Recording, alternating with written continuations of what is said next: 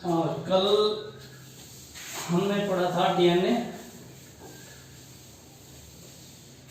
DNA का समझ में आया था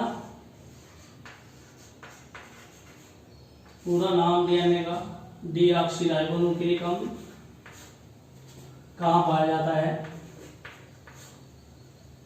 और किस प्रकार का होता है, क्या क्या इसमें कौन सी शुगर होती है, कौन सी नए अक्षार होते हैं,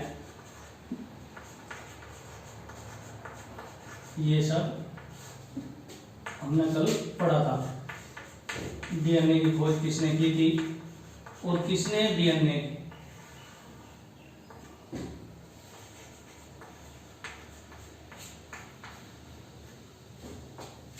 आज जो हमारा प्रकरण है, टॉपिक है, वो है आरएनए।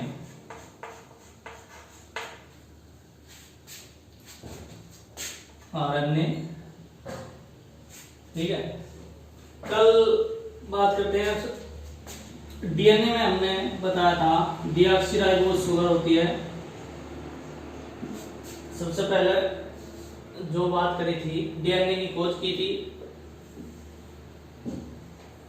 फ्रेडरिक मिस्चर ने मवाद की कोशिकाओं में, और डीएनए की जो संरचना मॉडल दिया था किस प्रकार का डीएनए होता है, वो वाटसन एवं क्रिक ने दिया था, जिसके लिए उन्हें नोबेल पुरस्कार से सम्मानित किया गया था 1961 में। 53 में उन्होंने ये मॉडल दिया था। डीएनए सभी जो केंद्रक होता है, केंद्रक के अंदर कोशिकाओं का जो केंद्रक होता है वहां पाया जाता है। कुछ मात्रा में ये हाइड्रोजन और क्लोरोप्लास्ट में भी पाया जाता है। बताया था 3 चीजों का बना होता है, sugar plus nitrogenous base, nitrogenous base plus phosphoric acid, phosphoric acid. इन 3 चीजों का बना होता है। इन्हीं से 3 चीजों का आरएनए बना होता है। अंतर क्या होता है?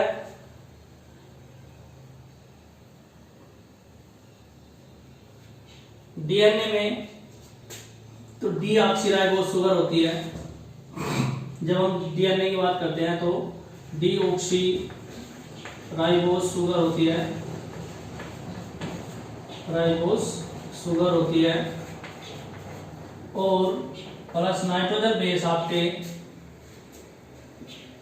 कौन कौन से थे? एडेनिन थी, एडेनिन, और एडेनिन के साथ थाइमिन थी, थाइमिन, थाइमिन के साथ गवानीन और साइटोसिन, साइटोसिन थी। ये आपके प्लस फॉस्फोरिक एसिड, यहाँ पे फॉस्फोरिक एसिड था PO4, फॉस्फोरिक एसिड। इतनी चीजों से मिलकर के आपका डीएनए बनता है। जब आरएनए की हम बात करते हैं, ये डीएनए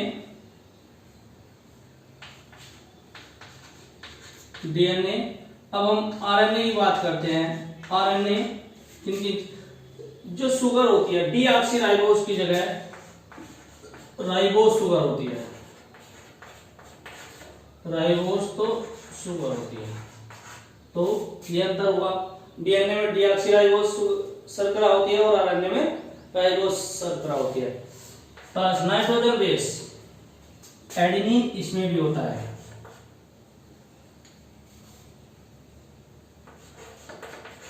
एडेनिन इसमें भी होता है।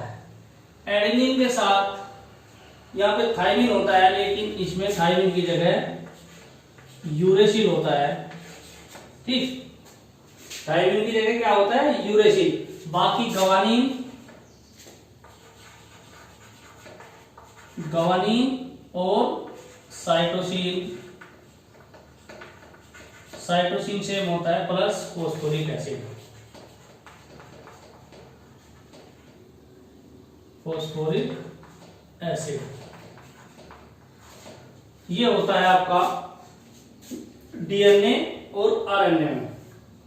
आरएनए की जब हम बात करते हैं तो शुगर डीऑक्सीराइबोज की जगह राइबोज शुगर आ जाएगी, और नाइट्रोजनस बेस में आपके थायमिन, ये जो थायमिन है, थायमिन की जगह यूरेसिल आ जाएगा, ये कट जाएगा तो आरएनए का निर्माण होगा।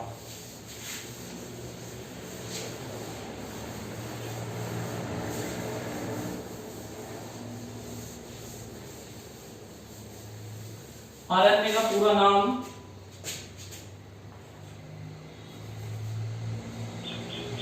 राइबो न्यूक्लिक अम्ल राइबो न्यूक्लिक एसिड, ये होता है राइबो न्यूक्लिक एसिड।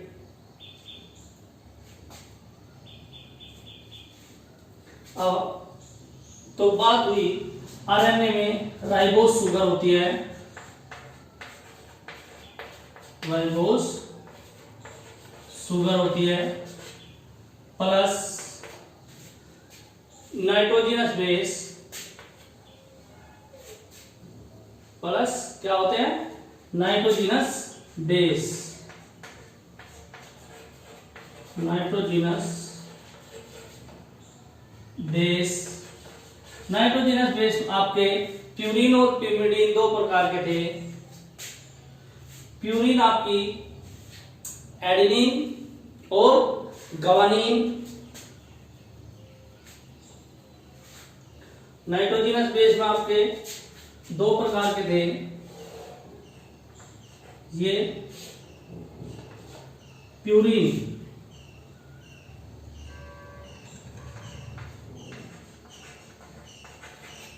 प्यूरिन आपकी कौन कौन सी होती है इसमें,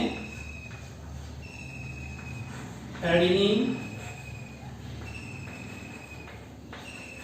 एडेनिन। भाई प्यूरिन तो आपकी दो ही थी, तो दोनों ही मिलेगी, एडेनिन और गवानीन।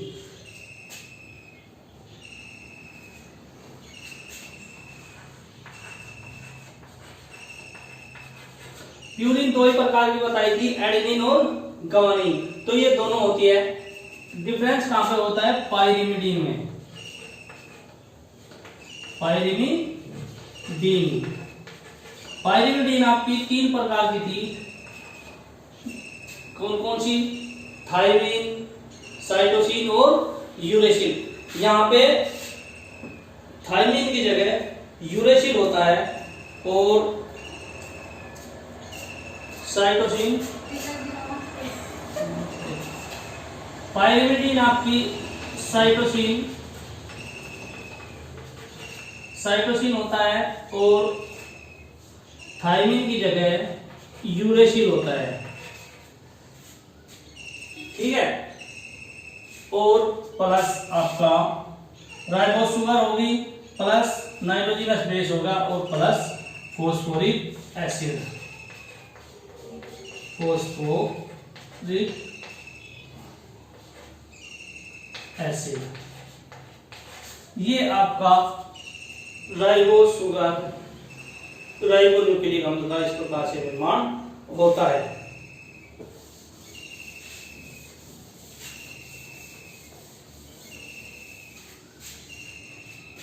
ठीक है। आरएनए, आरएनए जो होता है केंद्रक के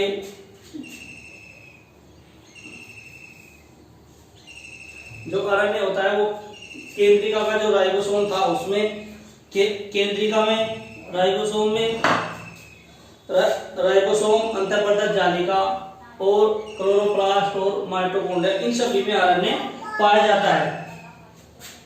केंद्रिका में, केंद्रिका में, राइबोसोम में,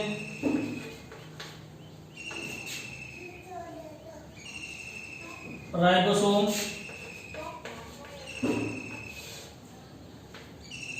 अंतःप्रदत्त जाली, अंतःप्रदत्त जालिका, अंतःप्रदत्त जालिका,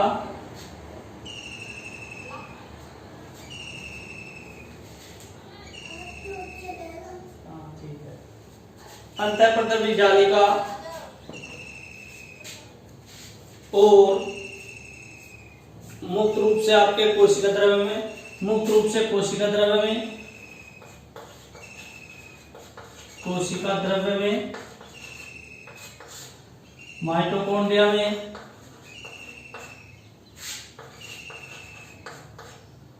माइटोकॉन्ड्रिया में और हरित लवक में, इन सभी जगह आरएनए पाया जाता है। ये पॉलीन्यूक्लियोटाइड अणुओं से मिलकर बनता है। इसका जो अणुभार होता है, डीएनए का अणुभार, डीएनए का अणुभार सॉरी आरएनए का अणुभार डीएनए से कम होता है। इसमें केवल डीएनए में 2 श्रृंखलाएं थी। इस प्रकार से डीएनए जो था उसमें 2 श्रृंखलाएं थी।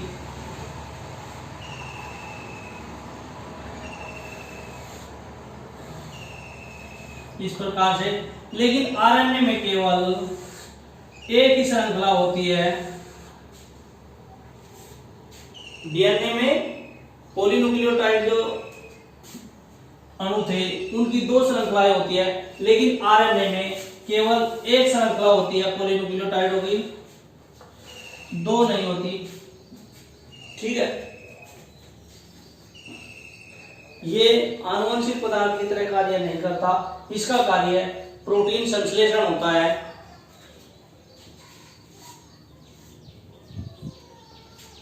ठीक है,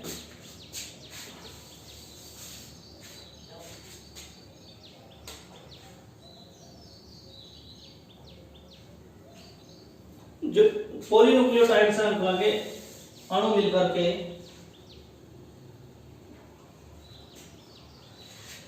एक श्रृंखला बनाते हैं। न्यूक्लियोटाइड का जो निर्माण होता है वही राइबोसोम, राइबोस शर्करा, नाइट्रोजनस बेस और आपके फॉस्फोरिक अम्ल से होता है। ये सारा कुछ मैं बता चुका हूं। आरएनए आपका 3 प्रकार का होता है। पहला संदेश वाहक आरएनए। संदेश वाहक आरएनए, इसका जो मुख्य कार्य होता है सूचनाओं को राइबोसोम तक पहुंचाने का होता है।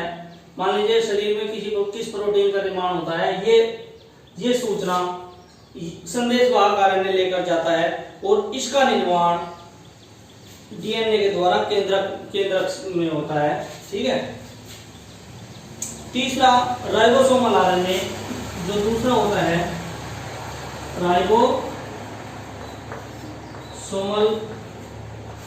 आरएनए। नंबर 2 राइबोसोमल आरएनए होता है। ये जो होता है आरएनए, ये राइबोसोम में पाया जाता है। ये तो केंद्रक में बनता है और ये राइबोसोम में पाया जाता है।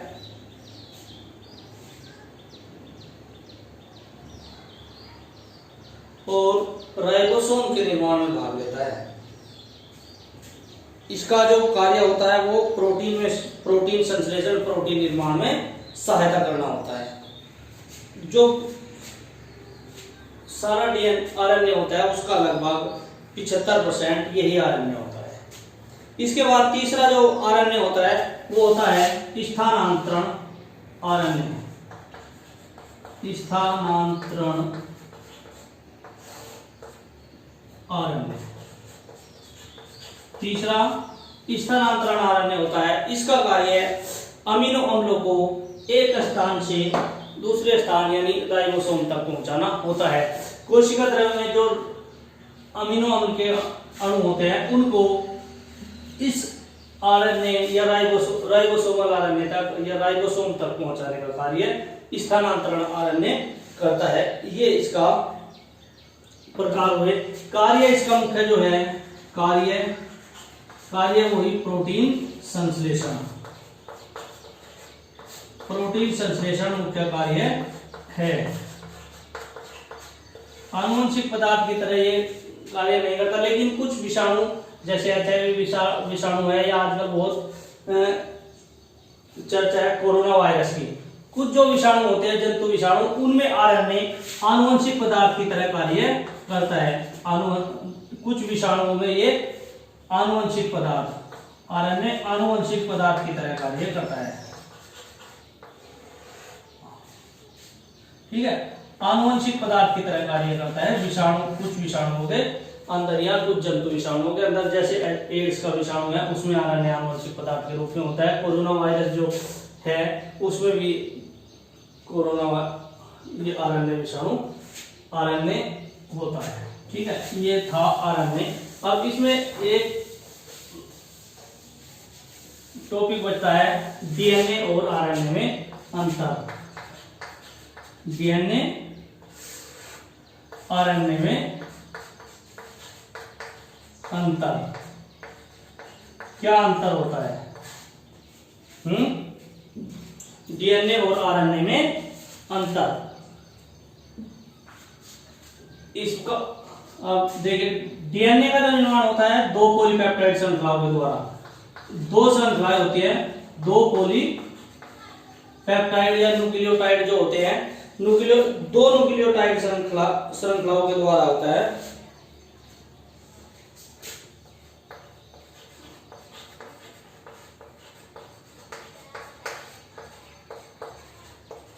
दो पॉलीन्यूक्लियोटाइड श्रृंखला होती है।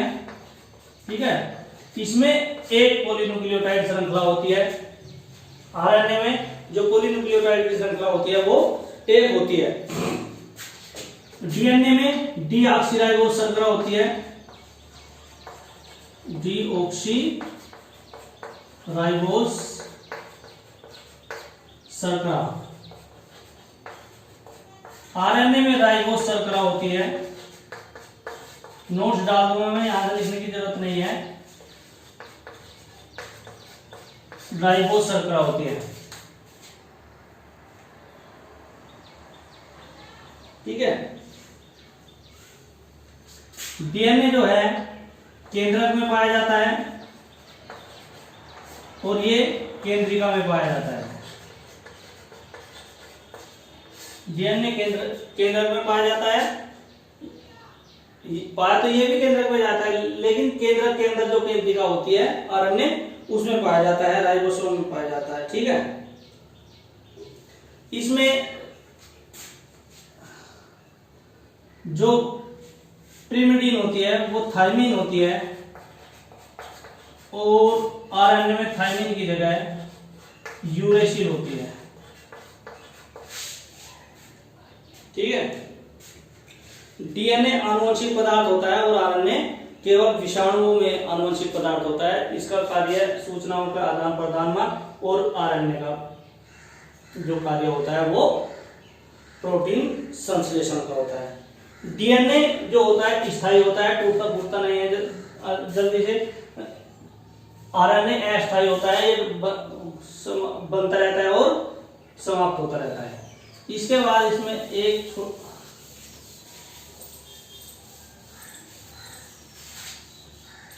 एटीपी और एडीपी का पूरा नाम। एटीपी और एडीपी का पूरा नाम एडिनो सीन ट्राई फॉस्फेट और एडीपी एडिनोसिन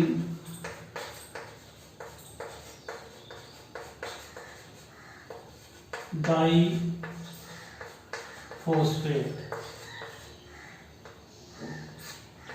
ठीक, एडिनोसिन डाइफॉस्फेट और एटीपी एडिनोसिन ट्राइफॉस्फेट, ये होता है आपका एटीपी और एडीपी का पूरा नाम। एक नंबर पूछ लेते हैं, एटीपी का पूरा नाम बताइए, एटीपी का पूरा नाम बताइए। एटीपी एडिनोसिन ट्राई, टी से ट्राई, पी से फॉस्फेट। एडीपी में ए से एडिनोसिन, डी से डाई और पी से फॉस्फेट। ये अंतर होता है, ये डाई होता है और ये ट्राई।